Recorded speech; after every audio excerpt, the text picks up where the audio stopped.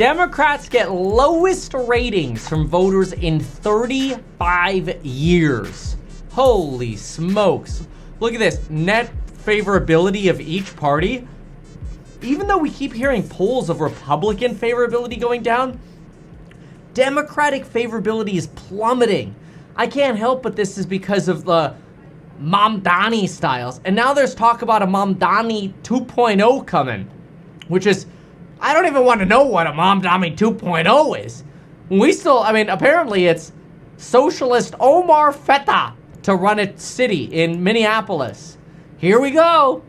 But anyway, it's not a surprise Democratic popularity is going to absolute crap. Democrats have been hoping that voter backlash against the president will be enough to restore. The problem is they don't have an agenda that the majority of Americans support. The reasons people voted for Trump were to get away from extreme policies. The whole point Trump is president is because we started going extreme with the policies in the Democratic Party. Women having to compete against biological men is just a perfect example of a really stupid and extreme policy. And we could go a whole lot further, but let's just keep looking at these poll numbers. The Journal poll shows that the party hasn't yet accomplished the needed first step, persuading voters that they could do a better job than Trump. And not even South Park can help Democrats right now. On the whole, voters disapprove of the president's handling of the economy, inflation, tariffs, and foreign policies. Although the stock market is at all-time highs, the effects of tariffs are probably still to come, so this is true. In a new poll, the Journal found voters nonetheless say they trust Republicans rather than Democrats to handle those issues in Congress. In some cases, the disparities are striking. Disapproval of Trump's handling of inflation outweighs Democrats by 11 points, yet the GOP is trusted more than Democrats to handle inflation by 10 points. So disapproval of Trump's handling of inflation outweighs. So people are still upset with how Trump is handling inflation, but they still trust Trump more. So in other words, it's like, pick the worst, or the least worst of the two. And if you have to pick the least of the worst politician, people would rather have Trump. It's an interesting way to put it. By 17 points, voters disapprove rather than approve of Trump's handling of tariffs, and yet Republicans are trusted more on the issue of tariffs than Democrats.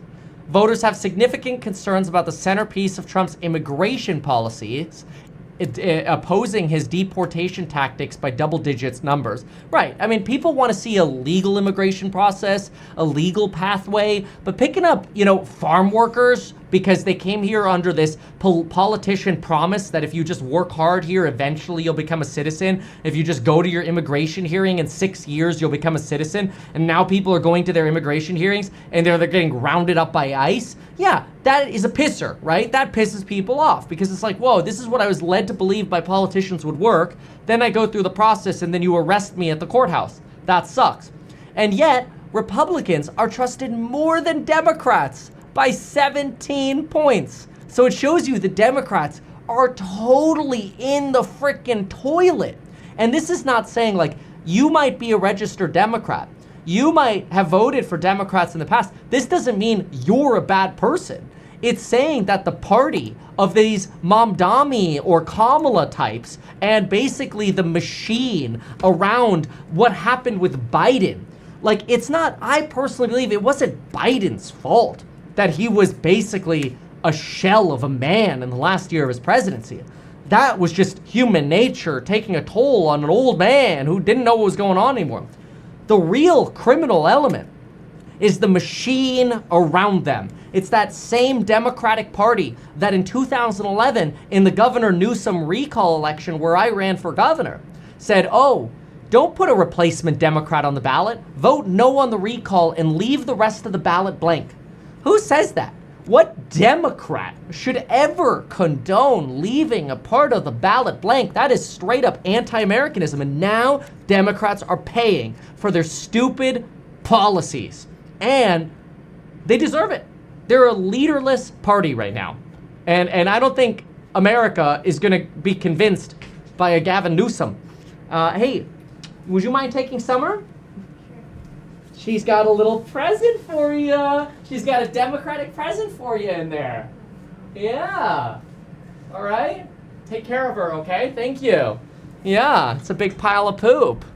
All right, so the only issue on which voters prefer congressional Democrats to Republicans among the 10 tested in the Journal survey are healthcare and vaccine policy. The Democratic brand is so bad that they don't have credibility to be a critic of Trump or the Republican Party. I mean, yeah, frankly. Until they reconnect with real voters and the working people on who they're for and what their economic message is, they're going to have problems. Yeah. This week, the House of Representatives started summer recess, and Democrats are planning to use the coming weeks to hold town hall meetings. Well, it's going to be embarrassing, including in Republican districts. They're hoping for a repeat of the spring's recess where angry voters flooded into town hall meters heckling Republican lawmakers. Yeah, we'll see about that. Oh, here are the votes. So preference for Republicans over Dems. Basically everything. Economy, inflation, immigration, illegal immigration, tariffs, foreign policy, and Ukraine. Looking out for the middle class is evenly split. Democrats only win on healthcare and vaccines. Literally everything else. Foreign policy, Ukraine, tariffs, illegal immigration, immigration in general. Republicans win on everything. That's remarkable. And the only reason they're probably down on healthcare is because of the cuts to Medicaid to, even though the argument is like reduce fraud and waste, people are nervous that the work requirements are gonna cut out sort of like single parent households or whatever, which there's an argument to be made on every side. We can make a separate video on that. But what matters here is Democrats are just getting reamed on critical policy here. Because anger is a stronger motivator than satisfaction, the angry town hall gathering suggests many Democrats that the next election could look something like Trump's first midterm, where Republicans lost 40 House seats. The only way I feel like you end up getting such a reaming by Republicans or of Republicans is that if you end up in a recession.